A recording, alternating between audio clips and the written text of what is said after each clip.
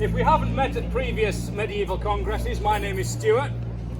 I'm joined today by a lot of people. We've got Dean, Wayne, Rob, Dave, Mark and Jonathan. And we are today depicting arms and armour of the early 14th century. Specifically the year 1322, in which two significant but bizarrely not very well known battles were fought here in North Yorkshire, just not too far away. In March 1322 we had the Battle of Boroughbridge, which saw a royalist army victorious over a faction of rebel barons. Then in October we had an extension of the Anglo-Scottish Wars, when at Byland, just near Sutton Bank, King Robert the Bruce of Scotland and his army absolutely trounced King Edward II and his English army. Hooray! Again, steady on.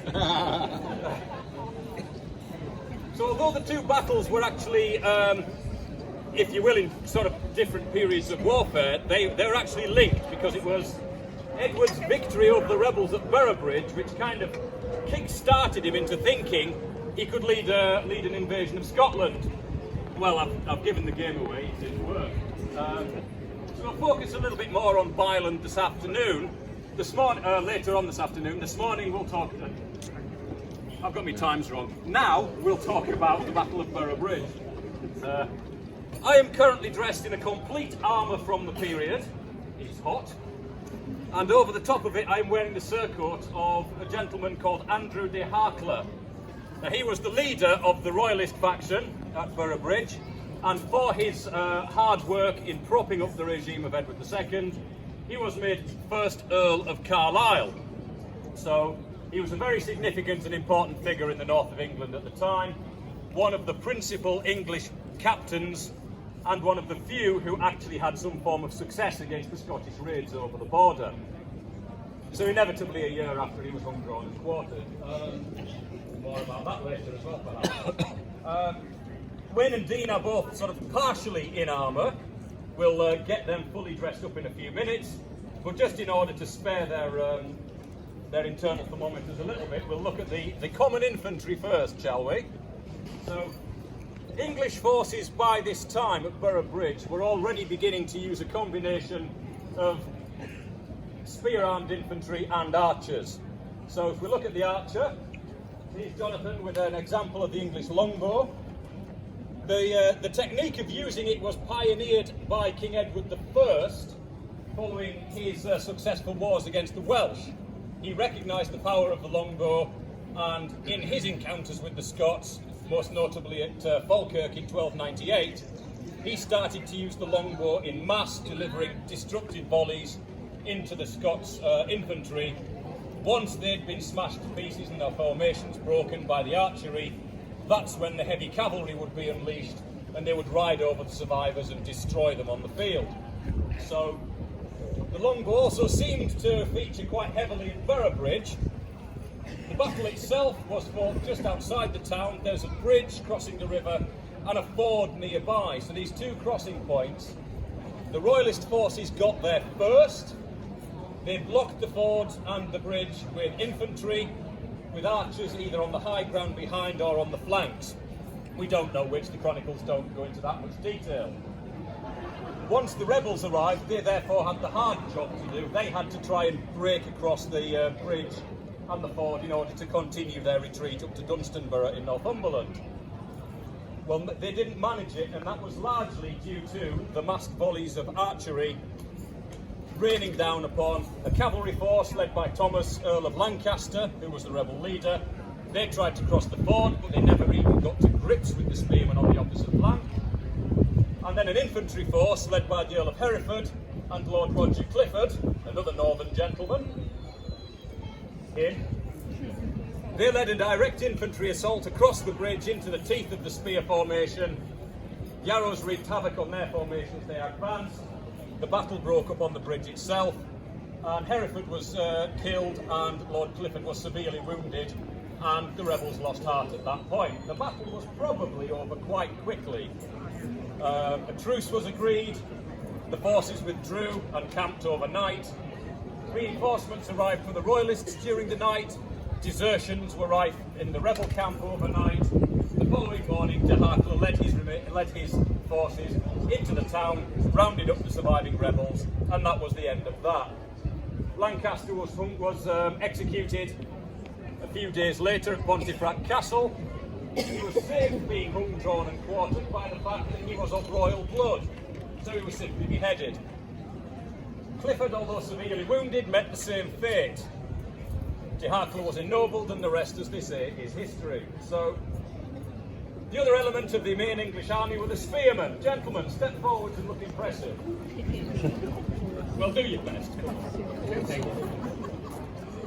So here we have examples of semi-professional soldiers, but also well-equipped men from the feudal host. The principal armour for people who couldn't afford all this gear was the gambesson, the padded garment that you see here. Possibly a more thickly padded version than the one that I'm wearing underneath the mail, because I don't actually need such padding. So we've got the padding here gives you fairly good protection against slashing blows, less good against penetrating attacks, and not as good against blunt force trauma, but it will help. So gambesons and the helmets being worn are all of the chapelle de fer type, or to give them the modern name, a kettle hat. So called because they look a bit like an upturned cauldron.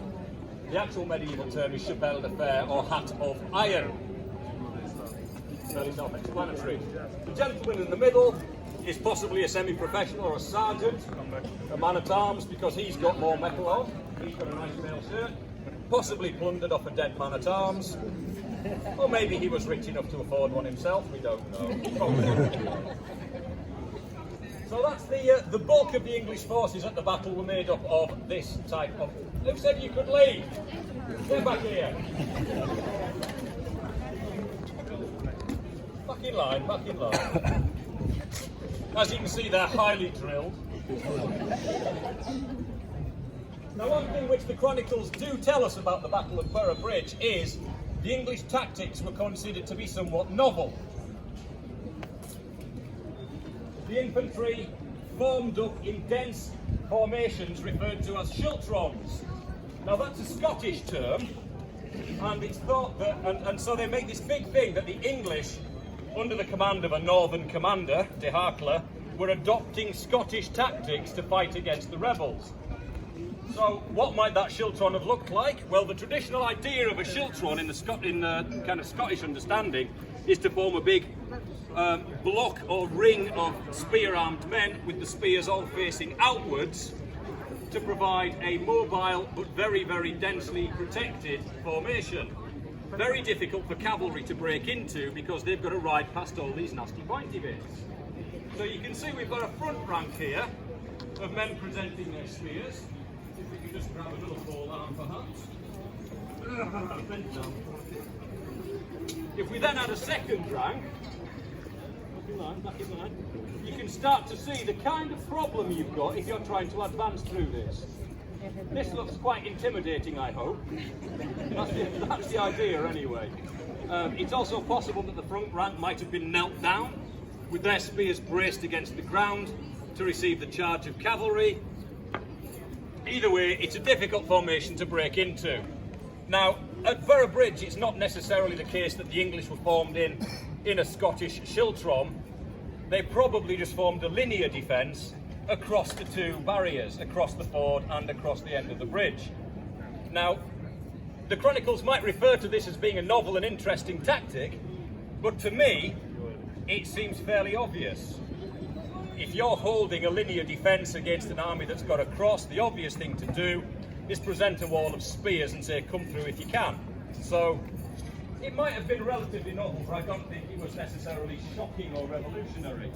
But it certainly worked. Thank you, gentlemen. You may now retire. Back to your holes. Go on. And so now we come on to the glamorous part of the presentation. The common soldiers, the feudal host, the semi-professionals are wearing this kind of equipment. The gentry, the men who are born and inured to warfare, are wearing considerably more. So what we have right now is a man in a state of relative undress in terms of the armour he's wearing, a man who's halfway there and a man who's all there. In armour, it's nothing anything else. So what we'll do is we'll get these two guys fully armoured up so you can see how the armour goes on, how it works and what elements are actually involved. So should we start with you, Dean? So Dean's already wearing his leg armour, a pair of male stockings known as chausses. So one for each leg. We don't know exactly how they actually fasten because there are no surviving examples, and art from the period never shows a semi-dressed man, it always shows him fully equipped like me. So we've had to make a few educated guesses as to how it actually all goes together. So what we have is this thick belt around his waist, to which the chausses are pointed or tied. That has the effect of taking the weight and also distributing it across the whole of the midriff rather than it just dragging on those two lacing points. We've also, if you can notice, got some leather ties around the knees. That just helps to prevent the mail from dropping and sagging with gravity. And then over the top of those, we're getting a pair of leather greaves, possibly shin bolts, possibly mustiliers. There are lots of different terms for leg armour at this period, but we don't know necessarily which was which or whether the terms were interchangeable. So we'll call them shin bolts today. Those are made out of hardened leather, which is a cheaper and lighter alternative to plate metal, but does a reasonably good job.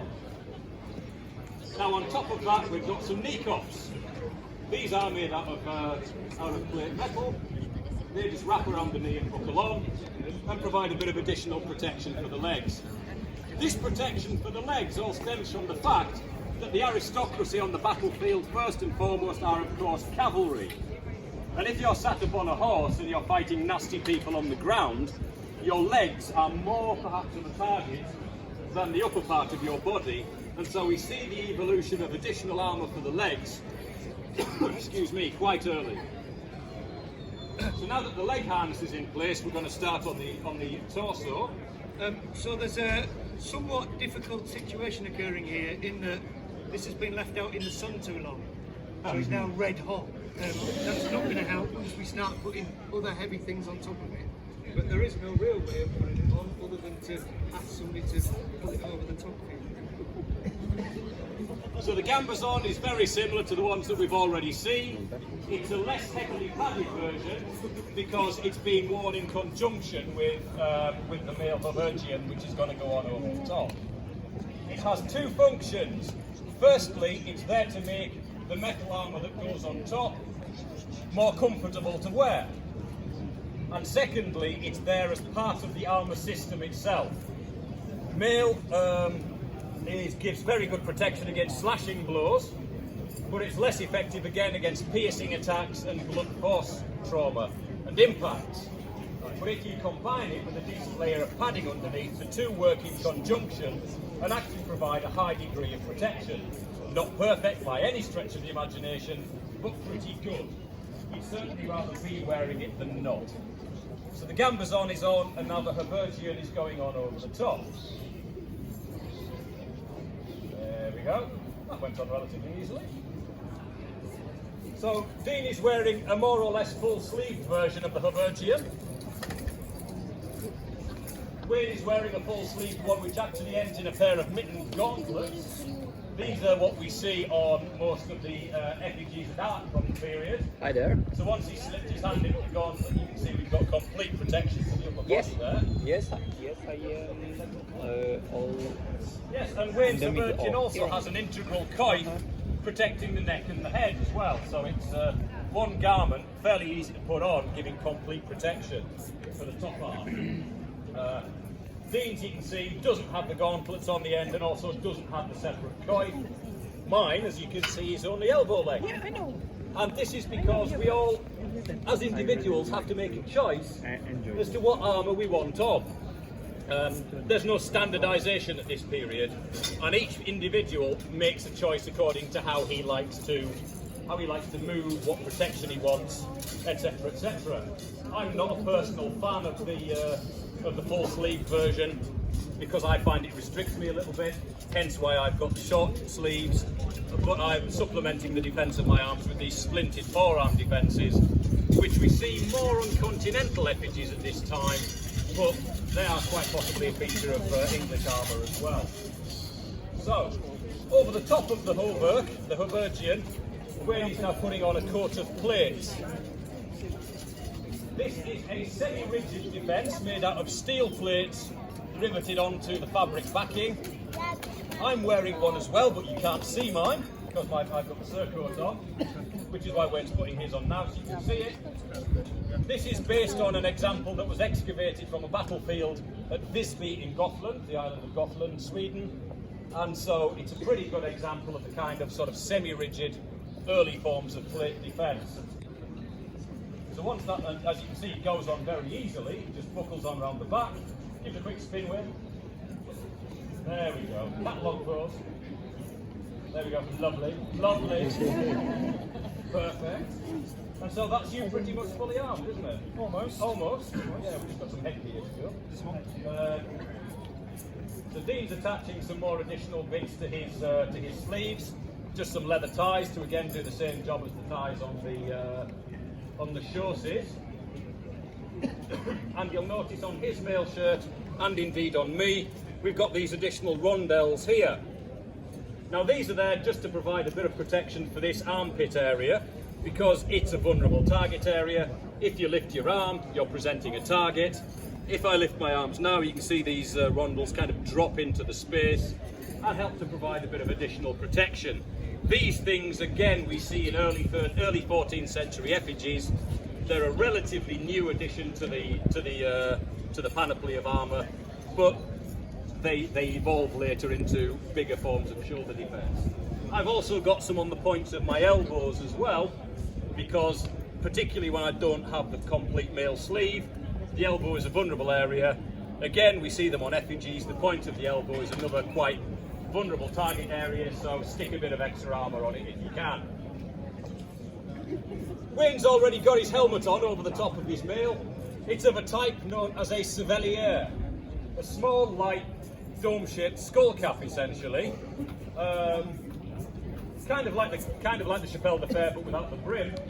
But it evolves to be worn underneath a great helm. Now, the great helm is the thing that we see in many of the illustrations. It's absolutely sort of classic image of the period. They're very good, they do their job. There's quite a lot of ventilation holes, so actually the breathing in them is not too bad. The biggest problem with them is the field of view. You don't like the breathing in them? No, okay. No, it's horrible. It's horrible, okay. Can you hear him, by the way? Especially in weather like this. Oh, especially in weather like this, yeah. This is really, you know. I've brought mine, but I've got no plans to put it on. So yes, I've got one as well. So we've got two slightly different varieties here, but they both basically do the same thing. The reason mine's got dreadlocks, incidentally, is because that's how the padding on the inside of mine actually fits in. So, again, we've got breathing holes. On this example, they're only on one side of the face, so that this side is stronger. In theory, the left-hand side of my body is the side that will be facing an opponent, either on horseback or on foot. So there's no breathing holes on this side, because if there's a way out of the helmet, there's a way in. So we don't want to have too many ways into the helmet. You can take that off again. This is really hot. Yeah. So yes, I'm going to wear a Chevalier as well, but I don't fancy putting this on today.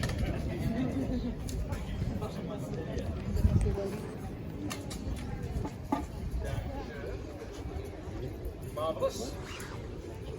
Right, I mean this is hot enough after having been in the sun for 5 minutes. Right, and over the top of all the armour, Dean is now putting on his armorial surcoat. These again serve a useful function practically. Originally, they seem to, as far as we can tell, have evolved from the equipment of... Oh, was that twisted? Thank you. Warriors fighting on the Crusades, who were wearing these fabric garments over their armour in efforts to stop the armour heating up too quickly. So they do serve that function, but they also, once they get their heads around the idea, serve very nicely as a nice blank canvas to put your coat of arms on. So mine, as I mentioned, are those of the Earl of Carlisle, Sir Andrew de Hartler. The one that we see Dean putting on at the moment are the arms of the rebel leader, Thomas, Earl of Lancaster. Yay! So the shields this period have got a bit smaller than those from previous periods. The old Norman kite-shaped shield has been cut down by this period into what earlier historians have referred to as a heater shield. When I asked a friend at the armories why that was so, why do you call them heater shields, what's the etymology, I was told it's because in the Victorian period the likeness between those and a flat iron for doing your clothes was noted, and hence heater shield is the phrase that was born. I don't know whether that's true or not, but I'm prepared to take it on trust. She was a cleverer person than I am. They're made out of wooden planks, curved to shape, with some form of parchment or hide covering, a padding on the back for the arm, and then a system of strapping to allow you to hold it in one or two different ways. Usually they've got a shoulder strap as well, so that when you're riding your horse and you're not immediately needing to use the shield, you can sling it over your shoulder or hang it off the pommel of your saddle. It doesn't have to be on your arm all the time. So shields are quite lightweight. They're only about 10-12 millimeters thick, usually tapering off at the edges. They're not designed to last forever. They're designed to be put between you and danger, but not used like a barn door to hide behind, but to be used much more actively. Actually going out there with the shield, blocking and parrying with it, and also using it as a weapon. Are you going to keep that hat on? Sorry, what did you say? Are you going to keep that hat on, Dean? I might take it off. Why don't you? Why don't you? Then you can get the door. So, as Stuart said, the shield is predominantly there as an active item in combat, not simply something just to hide behind. What we see in terms of the usage of these is a series of techniques associated with working these with them as a paired combat system. So if I go in to attack Wayne, what I'm expecting Wayne to do is to not necessarily just give me a shield to aim at, because that then gives me a basis on which I can walk off of it in order to move into areas where he is less protected. If Wayne attacks me, what I'm more likely to do is to defend with both items to create the space in which I can then look at the openings and go into the areas where he's less protected. We see that as a particular style or type of technique, regardless as to what yards our opponents take, and whilst there aren't many or any manuscripts associated with the detail of shield fighting, we've got lots of different historical context from other martial manuscripts that give us the details associated with how combat techniques work. So clearly, a shield against sword looks like we're relatively even in terms of our actions against each other. It should be now down to who is better practiced at this particular technique or style. It's not always the case that people fight each other with equal weapons, though. We see a range of weapons used on the battlefield, including that of the axe, the shield perhaps, in which case then we've got various different techniques that we can deploy associated with the use of the axe. So if I was to attack Stuart this time, Don't damage my shield. and then I get into a position where I've looked to open up that line, he's clearly now decided that he's looking for where the angles are in the lower section here.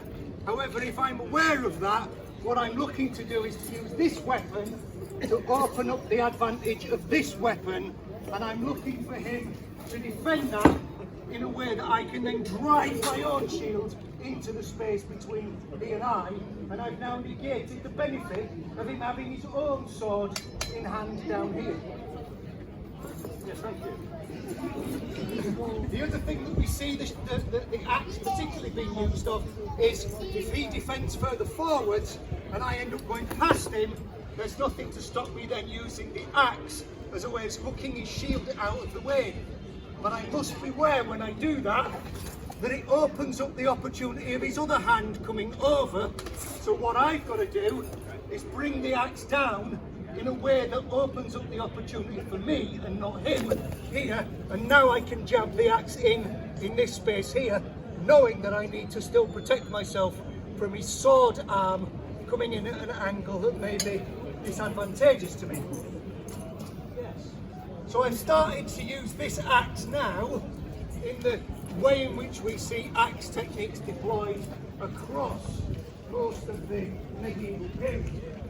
It may be that actually what I prefer to do is to increase either my range or my lethality in order to be able to deliver percussive blows on my opponent.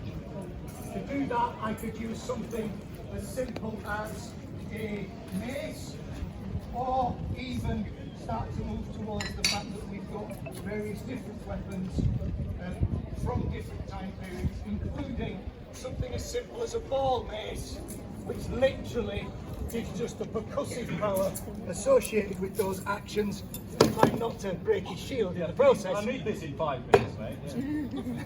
But we haven't got the versatility that we would see with the axe associated with the additional actions that we mentioned earlier.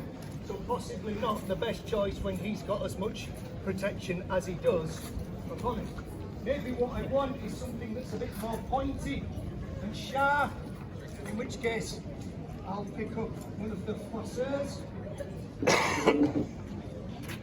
And in this case, this one is certainly a two-handed weapon, and I'm looking to deliver blows on my opponent in and around the neck and head area here. Oh, no thank you. I'm going to step offline and put a serious piece of timber work between me and that, because if that hits me, it doesn't have to penetrate the armour. That would be broken vertebra, very much so. So, what I need to do is step offline, put some active defence in there, and look at deploying my sword in either a cutting but preferably a thrusting kind of motion around this side where Dean is less well defended, because now he's got rid of his shield. Thank you.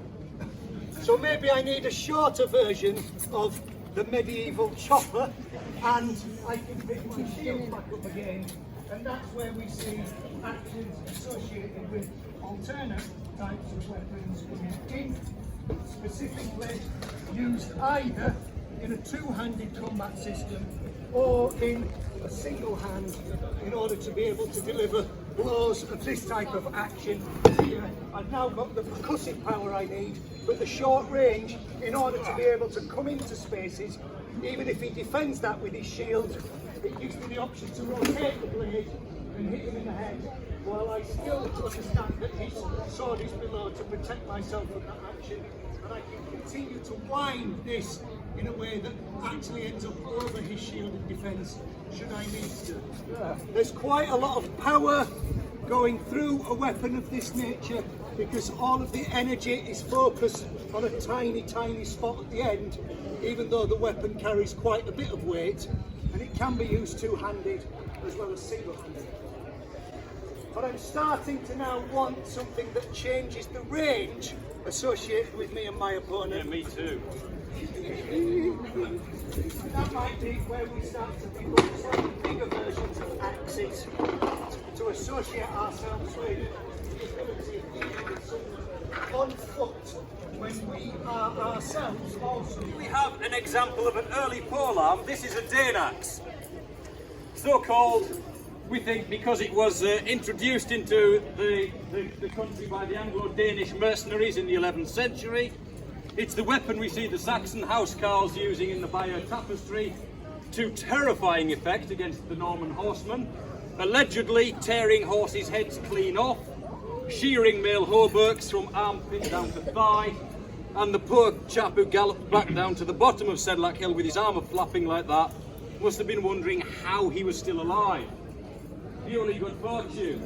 So, it's an old-fashioned weapon by 1322. We don't know necessarily how prevalent they still were, but they certainly still work. And it's interesting to note that in Sir Gawain and the Green Knight, which is a 14th century poem. The weapon that the Green Knight is, that we're told that the Green Knight is using, is referred to as a Danax. So that's enough of an excuse for me to think that they were still in usage, or certainly at least still in common knowledge. So the weapon now is giving me considerable range and ability. I can thrust with the butt end of it to keep my opponents at a distance. I can deliver these huge, great crushing blows into the target areas. I can also, to an extent, thrust with them to keep my opponent at arm's length. But you've got one bigger, haven't you? So this is effectively an early version of a medieval halberd. Essentially we've got a large cutting edge and the ability to also transfer the point into a spear, one of the most underrated weapons on the battlefield. As we saw earlier, the Schiltron, or wall of spears, gives people quite a lot of protection, and you've got to get past the end of the spear in order to be able to engage with your opponent. I can, however, as Stuart did, use this in a way that allows me to deliver big blows against him, to which he's looking to pass them beyond himself so that he can bring those actions in that he mentioned previously. But I'm very aware of that, so what I'm looking to do is to close off lines of that nature, and as he begins to thrust, I'm looking to displace that. That opens options for him hitting in the head. He sees that as well, but essentially what I'm now trying to do is to close the distance between my opponent, whack him round the head, maybe hook his knee and throw him onto the ground. Go on there. Now I'm in a much more advantageous position. I may even have lost the ability to finish him off completely, but it's harder for him to get up.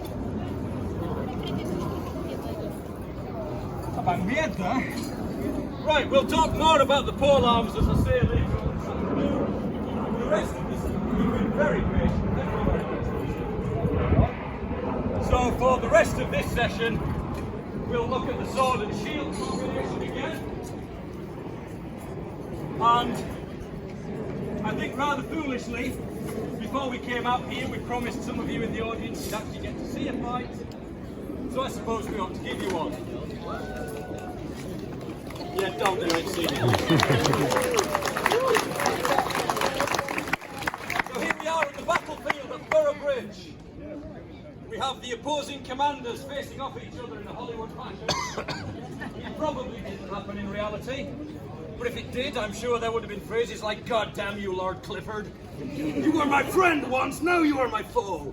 But we're not going to go there. You did me wrong. Probably. And now we have to settle this in blood. Did I spill your pint? You can't, yes. Oh, sorry. Did I call you dog names? Yeah, you insulted my cow. Oh, well, I'm dreadfully sorry. Right then. Yeah, let's forget that bit. Let's just see if we can throw a few of those sword techniques that we talked about a couple of minutes ago into something resembling what might have been an actual medieval encounter. So, oh man.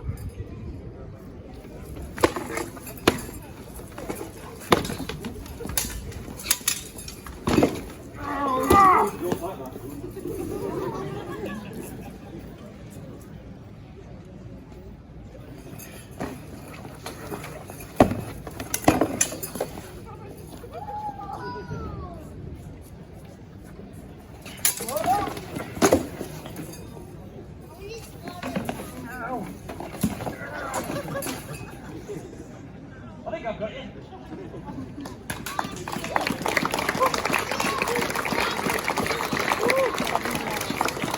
Did anyone time that? I'm guessing about 45 seconds and I'm knackered. Lockdown has not been kind. Well, is there anything more anyone want to say? Are we happy? Yeah, I think the one thing that you see there, as Stuart identified, is that combat exchanges are relatively quick. I've gone in, I see the advantage, I press home the advantage, I no longer have an advantage, I get the heck out of there. Because there is no point me waiting in there in the hope that I will get the advantage back. So we see various different techniques deploying that, often one person stands holding the centre ground and the other person's trying to dive in and out associated with that.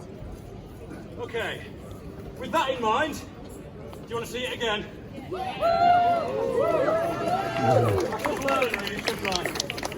Right. Okay, last time. Without the cod Hollywoodism this time.